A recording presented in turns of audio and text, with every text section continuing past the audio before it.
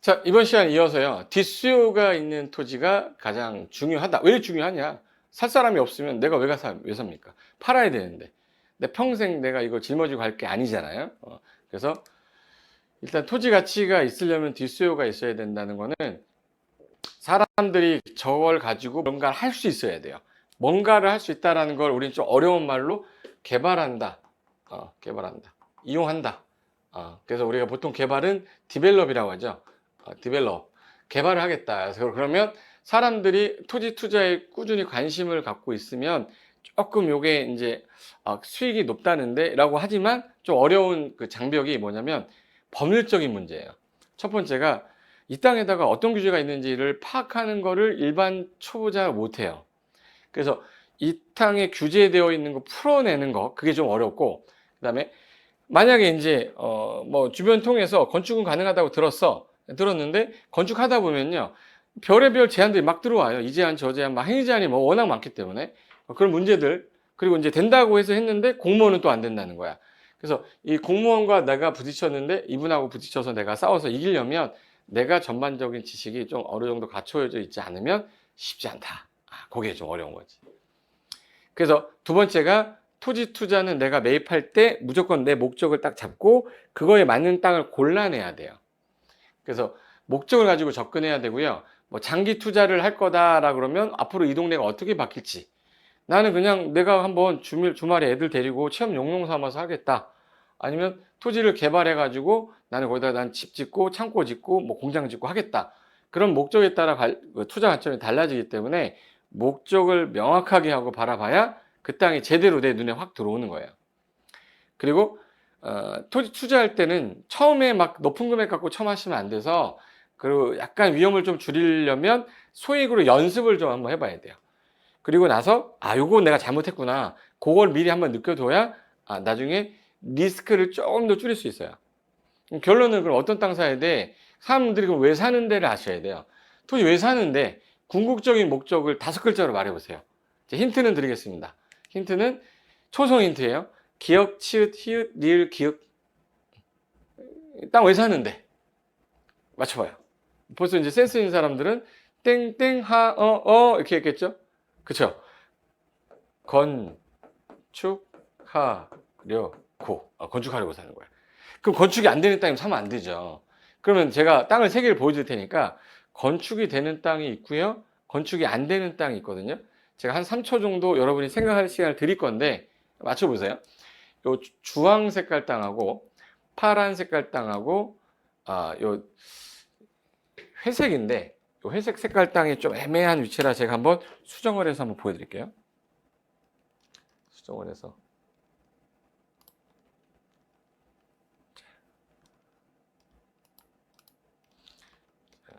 이 땅이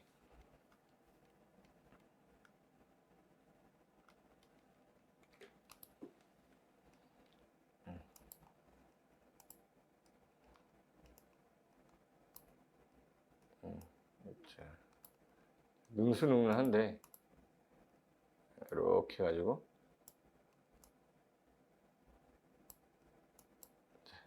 이걸 내가 그려드리는 게 더 빠르겠다.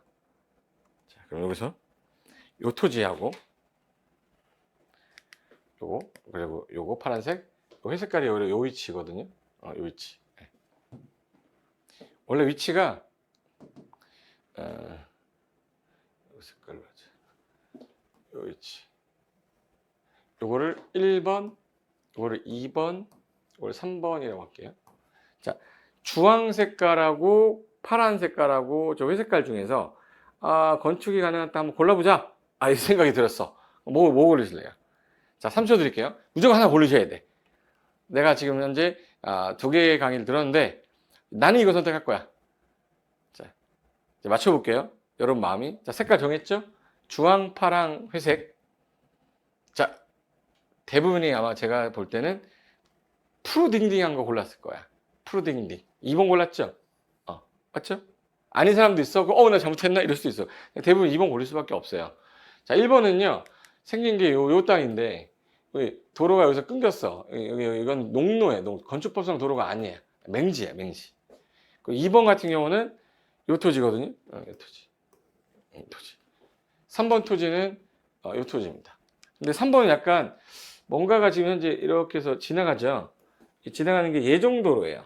근데 만약에 얘가 이거를 이렇게 물었다. 이렇게 도로를 물어버리면 여기에 접했죠. 그럼 이제 맹지가 아니라 대지가 되는 거고, 안 물었다. 그러면 이제는 뭐야? 그냥 맹지야. 그래서 이건 지적도도 보셔야 되거든요. 그래서 이 토지인데, 자, 보시면 물었어요. 이 토지였는데 이렇게. 그럼 이 부분은 수용이 되고요. 남는 부분이 이제 돌에 접했죠. 그럼 얘는 건축 가능한 뭐야? 대지가 되는 거야. 얘는 여기서 맹지였고요. 그리고 이것도 맹지인데 맹지인지 아닌지는 내가 보여드릴게요. 자, 여러분이 봤던 요 파란 색깔 다 찍었잖아요. 그 파란 색깔 땅이 이 토지예요. 앞에 있는 요 빨간 색깔 도로고, 그 다음에 요게 파란 색깔 여러분이 봤던 선택했던 거예요. 이 건축이 가능합니까? 건축 가능합니까? 불가능하죠? 왜 불가능해요? 그러면 왜 불가능해? 돌이 안 붙었어요. 여기 뭐 지나가죠, 여기? 지나가는 거.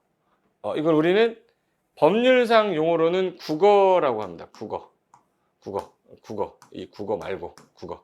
이걸 또랑, 법률상 국어라고 하는데, 5m 이내의 폭을 갖춘 뭐, 또랑 같은 경우를 국어라고 하고, 5m 폭을 넘으면 하천이라고 하는데, 차가 진입하다가 여기 빠져요. 바퀴가 빠져. 그렇기 때문에 맹지인 거예요.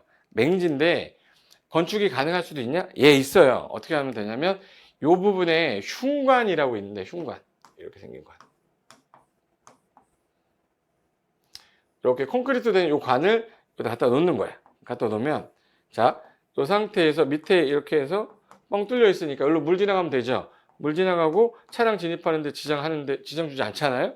이거를 국어를 점유하여 사용한다. 국어 점용 허가라는 절차가 하나 필요한 거예요. 우리 국어 점용 허가라고 하는데, 요 국어 점용 허가를 그냥 다 해주냐?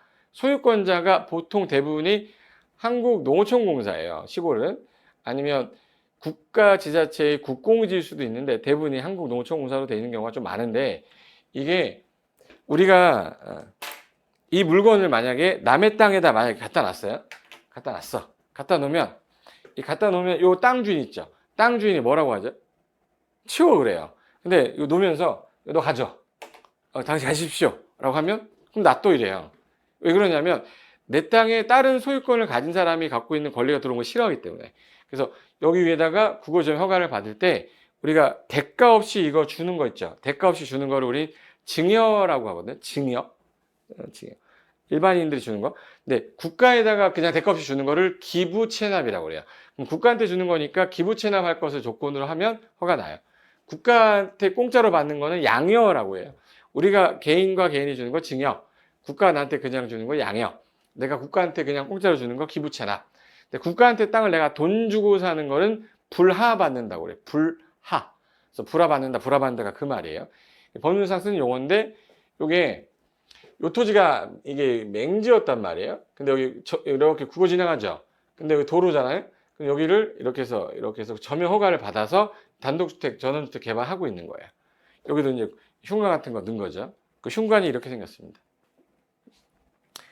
자, 왼쪽에 이 도로에, 건축법상 도로에 보행과 자동차 통행이 가능한 폭 4m 이상의 도로, 예정도로 포함해서 그 도로에 몇 미터 이상을 접해야 2m 이상 접해야 허가해준다. 이거를 건축법상 제일 중요한 규정이라고 해요. 근데 예외가 있어. 해당 건축물의 출입에 지장이 없다고 인정되면 2m 안 접해도 돼. 예를 들어서 원칙이 너비 4m 이상 도로에 2m 이상은 접해 있어야 됩니다. 그래야 건축 허가해줍니다. 그런데 여기 해당 토지는 도로에 접하지 않았지만 공지 등이 있어요. 공원, 광장, 유원지 같은 게 있어서 건축이 금지된 공지면 여기 건물을 지었을 때 화재가 났을 때 불 끄러 들어올 수가 있다. 그러면 이런 경우에는 접하지 않았지만 허가해 주는 경우도 있다. 예외 규정이라고 그래요. 그리고 연면적이 이 땅의 건물이 너무 크면 2m만 접하면 차량 진출입이 좀 불편해서 여기 2m, 나가는 2m 해가지고 4m가 접해야 되고, 요 진입로로 2m 죽어서 4m가 더 있어야 되니까 6m가 접해야 된다. 그래서 연면적이 200제곱미터면 2000제곱미터면 600평입니다. 보통 우리가 시골에 뭐 창고 부지, 공장 부지가 웬만하면 1000평대거든요. 근데 그런 도로는 4m 도로 저거면 허가 안 나와요. 그래서 실무에서 일을 하시다 보면 6m 도로 찾는 분들이 되게 많아. 6m 도로 왜 찾는데 6m 도로 찾는 이유가 뭐야? 그럼 너비가 6m를 못 갖추면 허가가 안 나온다 이 규정 때문에 그래요. 지금 현재 처음 초보가 이제 토지 투자할 때는 저 1번만 알면 되지만 나중에 이제 공장이나 창고 같은 큰 연면적이 2000제곱미터 이상을 지으려고 하는 땅을 살려는 사람이면 너비가 4m 도로면 매입하시면 큰일 납니다. 너비가 6m 이상 도로에 4m 이상 접해야 돼요. 이거 우리 공인중개사하고 감정평가사 공부할 때 부동산 관계법규에서는 이거 너6사접 너6사접 너6 어디서 많이 들어보지 않았어요? 그래서 너비 6m 이상 도로에 4m 이상 접해야 된다. 요 규정이 연면적이 2000 이상일 때 이렇게 외우거든요. 왜 외워두냐면 실무 나가면 써먹어요 저게. 그래서 너비가 6m 이상인지 확인하셔야 됩니다. 자, 그 도로에 접해 있어야 되는데 안 접해 있으니까 이런 흉관 같은 경우를 여기다 넣어서 접할 수 있게끔 해서 진입로를 만든 거죠. 그래서 국어라는 거는 개천하천 같은 걸 말하는데 또랑 그래서 우리가 농사를 위해서 수로로 쓰거나 어떤 그 밑에 물 지나가고 도로로 쓰는 경우 있어요. 이런 국어가 문제가 되는 경우는 이게 그 중간에 내 땅하고 도로 사이에 있을 때가 문제가 되거든. 그래서 그걸 복귀해 가지고 이걸 덮어버리거든요. 그런데 이 국어라는 거는 원래 건축물 설치가 불가능하고 도로등으로만 전용이 가능할 수 있기 때문에 일반적으로 거기다 건물을 짓지는 못하게 해놨어요. 그래서 국어 개발하려면 점유 허가나 그 목적 외로 쓰겠다라고 허가를 받는데 이 소유 주체가 누구냐에 따라 허가가 다른데 한국농어촌공사가 소유권자다 등기부등본을 봤더니 그럼 이제 농어촌공사에 문의하셔야 돼요. 그래서 보통 이게 농수로로 사용되고 있다. 그러면 이건 농업 기반 시설이라 거의 대부분이 한국농어촌공사예요. 옛날에 우리 농업 기반 공사를 하다가 한국농어촌공사로 이름이 바뀐 거예요. 근데 국어 자체가 농지로 쓰이고 있으면 지자체에서 만약에 전용이라든지 이런 승인을 받아야 되고 국공유지예요. 국유지의 국어다. 그럼 지자체를 문의를 해보셔야 돼. 그럼 어떤 지자체에 문의하라고 얘기를 하고요. 그리고 하천으로 등록되어 있는 경우에는 이제 하천정비법으로 가요. 그 하천정비법 관련 부서가 하천점역, 폭이 5m 넘으면 하천이 되기 때문에. 그래서 국어 상황은 단순히 겉모습으로는 우리가 알지 못하니까 이런 사진을 보시면 돼. 이게 국어점 허가 받은 거. 이런 형태로 간다. 사례 한번 볼게요. 자, 이 땅이 나왔어요. 이 땅이. 이 땅 괜찮아 보이죠? 판판해 보이고. 근데 이 왼쪽이 도로란 말이에요. 도로. 그럼 이건 뭐야, 이거? 중간에 국어 보이잖아, 이제. 그럼 이제 또 우리가 아는 만큼 보인다고, 국어 점유 허가 받으면 되는 거 아니에요? 이렇게 또 나와요. 또 배운 거니까 써먹어야죠. 그래서 이 도로에 진입하기 위해서 국어 지나는데 여기를 이만큼을 이렇게 복귀해놨죠? 진입하려고. 그래서 이 땅이 경매로 나왔는데, 이 땅이에요. 이 토지인데, 지적도상에서는 도로라고 돼 있죠? 이 국어가 도로로 돼 있더라고. 그래서 해당 지역 여기 이렇게 도로에 접한 거예요. 그래서 옆에서 보시면 이런 땅들 조심하셔야 돼요. 여기 지나가면 떨어지면 못 올라와. 키 작은 애들은. 그래서 이 계획관리 이 땅에 토지 이용계 확인서를 확인해 봤더니 지금 현재 계획관리 지역으로 돼 있고 지목은 전으로 돼 있었습니다. 농사 짓고 있었고요. 1850제곱미터고 접두구역이라는 게 보통 국도변에서 지방도에서 5m까지를 이렇게 해서 노란 색깔 선 보이죠? 거기 라인에는 건물을 못 짓게 해놔요. 좀 뒤로 들어가게 하는 거. 그게 접도구역입니다. 그래서 접도구역 표시가 노란 색깔로 되어 있는 거예요. 그리고 공장 설립 승인 받으면 가능한 지역이다. 뭐 중요한 건 아니고요. 이 토지용계 확인서에서 알 수 있는 거는 일단 계획관리니까 공장, 창고, 주택 가능합니다. 그리고 1850제곱미터니까 560평 정도 되는데 5m 그 라인은 접도구역이라 건축이 안 된다. 그리고 뒤쪽은 건축 가능한데 현재는 가능하지만 임장을 했더니 국어가 발견이 됐어요. 그럼 이제 도로 점유 허가라든지 국어 점유 허가를 받아야 되는데 보통 얼마 내냐면 점유하는 면적, 요 차지하는 면적 있죠. 돈 내야 됩니다. 그 면적에다가 그 땅의 공시지가 있죠. 1제곱미터당 개별 공시지가의 1%, 0.01. 요거를 내요. 그러니까 많이 안 나와요. 토목 설계비 같은 경우 100만 원 정도 나오고 한 달에 뭐 1년 해봤자 100만 원도 안 나올 겁니다. 요 정도 점용료 내는구나 아셔도 돼요. 그러면 이제 이렇게 해서 맹지 탈출을 해가지고 여기 점용 허가 받아가지고 건축물 지면 되는 거예요. 얘 같은 경우는 지금 현재 주변에 건물 막 짓고 있는 상태입니다. 그래서 자, 아까 제가 맹지 가격은 일반 대지 가격의 3분의 1 정도로 좀 보통 기준을 잡자라고 했어요. 그래서 요 땅 자세히 보시면 요 땅 맹지였는데 도로가 개설이 되면서 진입이 되면서 또 편입됐죠. 요 땅은 아까 전에는 분명히 요건 맹지라 그대로 맹지예요. 근데 얘는 맹지가 아니라 대지로 됐기 때문에 3분의 2가 가격이 상승해서 투자 가치가 있는 땅이 되는 거죠. 자, 그럼 이제 여러분한테 하나 질문 하나 하겠습니다. 잘생겼어요? 못생겼어요? 이게 우유부단한 사람들은요, 예, 부동산 하시면 안 돼. 예, 선택을 잘 못해. 잘생겼어요? 예. 저 아니, 제 사촌 동생이에요. 프로필 사진 찍을 때마다 한 5kg씩 빼는데, 지금 빼고 있는 중인데, 제가 5kg 뺐을 때 찍었던 사진이라 지금 빼고 있습니다. 열심히 빼겠습니다. 자, 일단 하나만 있을 때는, 잘생겼는지 못생겼는지 구분이 잘 안 되죠. 둘이 있으면 판단 빨리 할 수 있습니다. 자, 누가 잘생겼어요? 당연히 장동건 잘생겼죠. 내가 봐도 잘생겼어. 근데 두 개가 있으니까 판단이 빨라지는 거야. 하나만 있을 때는, 그럼 누가 더 잘생겼어요? 여기 잘생겼죠? 이거 무슨 말이냐면, 토지도 마찬가지고, 이 토지가 나왔고, 이 토지가 나왔고, 이 토지가 나왔어. 근데 하나만 보면 안 되고, 세 개 중에 내가 선택할 때 난 이거보단 이게 낫고, 이거보다는 이게 더 나은 것 같아. 그러면 선택할 때 리스크가 줄어요. 그래서 하나 토지만 보고 결정하면 안 되고, 여러 갈래 길이 있으면 판단을 하셔야 됩니다. 그래서 요 토지가 나왔는데, 여기 빨간 색깔, 요거, 이렇게 생겼다. 요 땅하고, 그 다음에 요 땅이 나왔어요.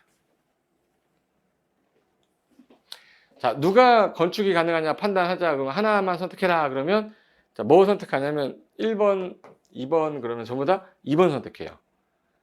1번 선택하는 사람도 있고. 1번은요, 일단, 도로에, 이쪽에, 여기까지라서, 여기 도로에 안 붙어 있는 거야. 근데 여기가 지금 현재 도로 같긴 한데, 차가 한 대 지나간 것 같죠? 한 2m밖에 안 돼 보여. 분명히 아까 몇 미터 도로 돼야 된댔죠?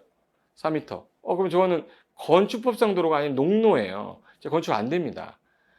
그런데 얘가 이 농로인데 이게 현황상 도로, 현황도로라고 그래요.